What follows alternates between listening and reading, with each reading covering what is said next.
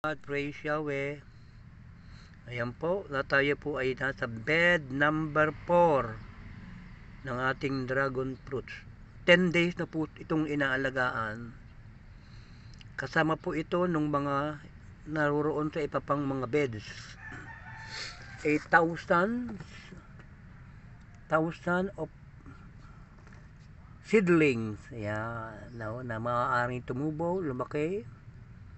No? O kaya naman ay mamatay. Hindi po natin maiwasan yun. Kasama po yun sa buhay, nabubuhay, namamatay. Oh, ayan. Yan po yung alaga natin dito sa bed na ito. Bed number 4. 10 days, November 22. Yan pa, makita po ninyo yung mga seedlings natin. Halalinggate ng kanyang mga dahon.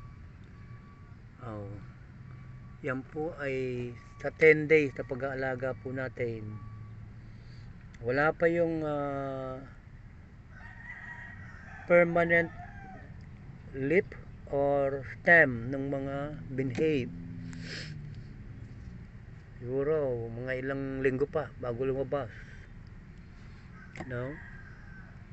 At ito ay mga temporary leaves ng dragon fruits. Ayan o. Yung kanyang temporary leaf. Ayan, nakita ninyo gaano kagaganda. Yung mga dilaw na yan, yan po ang